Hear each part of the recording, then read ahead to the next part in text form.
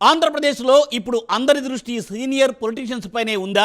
వచ్చే ఎన్నికల నాటికి వారసుల కోసం రిటైర్ అవుదాం అనుకుంటున్న రాజకీయ నేతల సంఖ్య రోజు రోజుకు పెరుగుతోందా? ముఖ్యంగా వైసీపీలో ఈసారి ఖచ్చితంగా సీనియర్సే పోటీలో ఉండాలని జగన్ గతంలో హుకుం జారీ చేశారు. దీంతో తప్పనిసరి పరిస్థితుల్లో సీనియర్లే రంగంలోకి దిగారు. అప్పుడు కానీ వైసీపీ దారుణ ఓటమితో సీనియర్లు ఇక పాలిటిక్స్ నుంచి తప్పుకోవడం ఖాయంగా కనిపిస్తోంది. వచ్చే ఎన్నికల నాటికి వారసులను రంగంలోకి దించడానికి ఇప్పటి నుండే పావులు కదపనున్నట్టు తెలియవస్తోంది. దీంతో 2029 ఎన్నికలలో కొత్త ముఖాలు దర్శనమిచ్చే అవకాశాలు కనిపిస్తున్నాయి. మరి సీనియర్లను మించి జూనియర్లు రాణిస్తారా? ఎన్నికలలో తమ సత్తా చాటుతారా?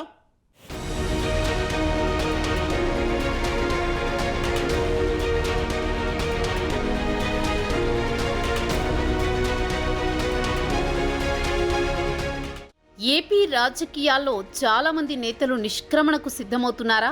దశాబ్దాలుగా రాజకీయాలు చేసి ఎన్నో కీలక పదవులు అలంకరించిన వారు సైతం గుడ్ బై చెప్పాలని భావిస్తున్నారా? అన్ని పార్టీల నేతల్లో 7 పదులు దాటిన వారు గౌరవంగా రాజకీయాల నుంచి తప్పుకోవాలని చూస్తున్నారా అంటే అవుననే సమాధానం వినిపిస్తోంది. ముఖ్యంగా తెలుగుదేశం పార్టీ ఆవిర్భావం నుంచి పనిచేస్తున్న చాలా మంది నేతలు ఈ ఎన్నికల్లో పోటీ చేయలేదు. తమ వారసులను బయటకు తెచ్చారు. టికెట్లు ఇప్పించుకుని గెలిపించుకున్నారు. దీంతో గౌరవంగా రాజకీయాల నుంచి తప్పుకోవాలని చూస్తున్నారు.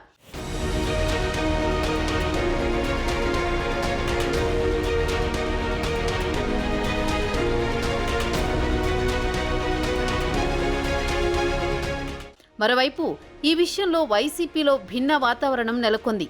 ఈ ఎన్నికల్లో పోటీ చేయకుండా తమ వారసులను బరిలో దింపేందుకు చాలా మంది ప్రయత్నించారు. కానీ జగన్ అంగీకరించలేదు. తప్పనిసరి పరిస్థితుల్లో వారే పోటీ చేయాల్సి వచ్చింది. అయితే ఎన్నికల్లో వైసీపీ ఘోర పరాజయం పాలైంది. అయితే ఈ ఓటమి సీనియర్ నేతలకు మింగుడు పడ్డం లేదు. భారీ తేడాతో ఓడిపోవడం సీనియర్స్ను మరింత కుంగదీస్తోంది. దీంతో ఓటమి తర్వాత ఆ బాధ్యతలను వారసులకు అప్పగిస్తే వారి రాజకీయ జీవితంపై ప్రభావం చూపుతుందని భయపడుతున్నారు. అందుకే కొందరు బయటపడడం లేదు.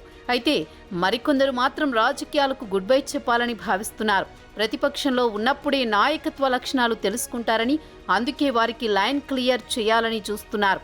అయితే ఎన్నికల ఫలితాలు వచ్చి 2 నెలలే అవుతుండటంతో కొద్ది రోజులు వెయిట్ చేసి తమ నిర్ణయాన్ని ప్రకటించాలని భావిస్తున్నారు. రాజకీయ వారసుల్ని అధికారికంగా పరిచయం చేయడానికి ఏర్పాట్లు చేసుకుంటున్నారు.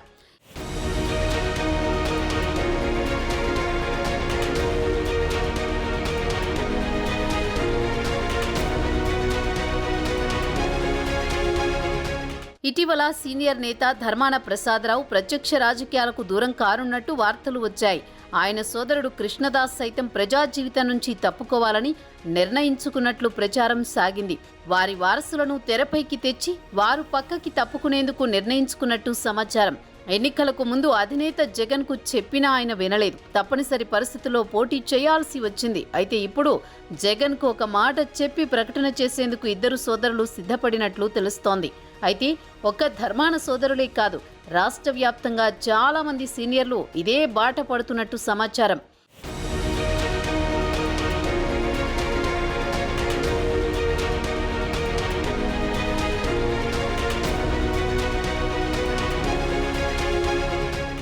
ఇకపోతే మొన్నటి ఎన్నికల్లో చాలా మంది సీనియర్లు తప్పుకున్నారు. తమ వారసులకు ఛాన్స్ ఇచ్చారు.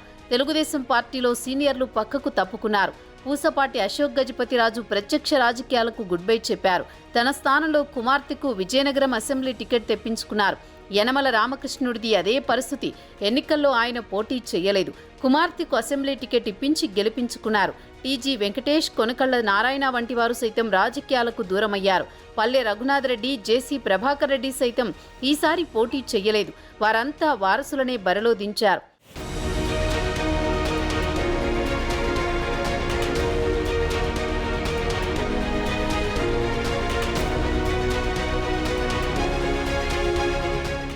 రెండు 2029 ఎన్నికల నాటికి 7 పదుల వయసున్న ఎమ్మెల్యేలు కనిపించరు. ఖచ్చితంగా వారసులు ఎక్కువ మంది పోటీ చేస్తారు. ఇప్పటికే యువ ఎమ్మెల్యేలు శాసనసభలో ఉన్నారు. మంత్రుల్లో 10 మంది కొత్తవారే, అందరూ దాదాపు యువకులే. ఇప్పుడు సభలో ఉన్న సీనియర్ ఎమ్మెల్యేలు సైతం వచ్చే ఎన్నికల నాటికి తప్పుకోవడం ఖాయం. వారి స్థానంలో వారసులు పోటీ చేస్తారు. మరికొన్ని స్థానాల్లో యువతకు రాజకీయ పార్టీలు ప్రాధాన్యమివ్వక తప్పని పరిస్థితి. మొత్తానికైతే ఏపీ శాసనసభలో రాజకీయాలలో సీనియర్లు కనుమరుగు కావడం ఖాయంగా కనిపిస్తోంది. మొత్తంగా ఏపీ రాజకీయాలను యువరక్తం ప్రభావితం చేయనుంది.